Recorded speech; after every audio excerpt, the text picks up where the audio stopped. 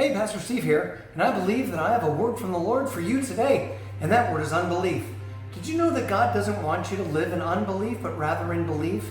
It actually demonstrates a level of faith that you have in God that He'll do exactly what it is that He said that He would do. Let me give you a couple of scriptures where you can see that unbelief totally interrupted the plans that God had for people. Check this out. This is Mark 6:5. And because of their unbelief, He could not do many miracles among them, except to place His hands on a few sick people and heal them.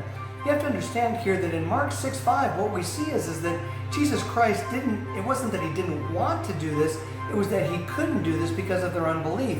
There's a fine line between belief and unbelief, and if we go there, then we start seeing things like, well, unbelief is actually us not being able to accept what it is that God actually said that He would do. You know, belief is simple because we can say, I have faith and I believe that the sun's going to come up in the morning. I can believe that my heart's going to beat here because it does.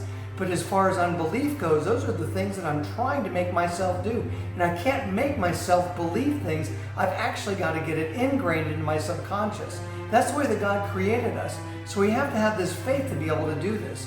You know, later on in Mark 9:23, Jesus said this. What do you mean if I can? Jesus asked. Anything is possible if a person believes. Jesus' response was to the man whose son had an epileptic fit. He didn't know what to do. He had brought his son there to be healed by Jesus, and yet he didn't know how to handle any of these things. And yet Jesus tells him, all you need to do is believe. And look at the way he responded. The father instantly cried out, I do believe, but help me overcome my unbelief. You see, it was his unbelief that actually kept his son from being healed. And yet Jesus immediately turned around and He cast that demon out, and his son was healed immediately because there was a group of people running towards them. Jesus did this immediately and instantaneously, even though he still had unbelief. And yet He did state that he had belief. Just a little bit of belief can actually overcome our overall unbelief.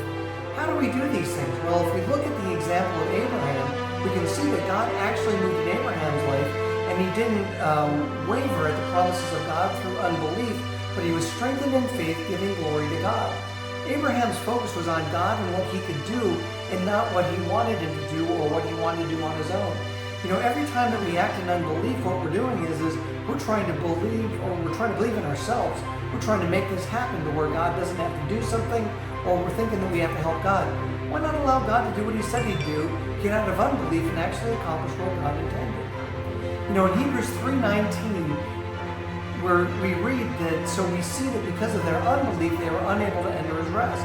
It wasn't because of their sinning. It wasn't because of anything other than the fact that they didn't believe that God had what He promised for them. They could not enter into the promised land because of their unbelief. So get rid of that unbelief so that you can get into where it is that God wants you to be.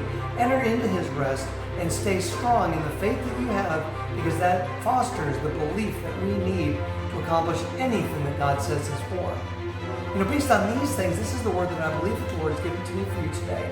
Do not stagger in unbelief, but have confidence that I can and will do exactly as I promised.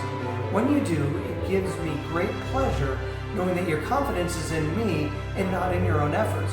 Isn't that a good word? Why not take that and apply it to your own life, and then show others, demonstrate to others that you've got faith to believe that God can do exactly what He promised, and you don't need to help Him out at all. Well, I hope that you go out and that you're a miracle going someplace to happen, making a difference in someone else's life.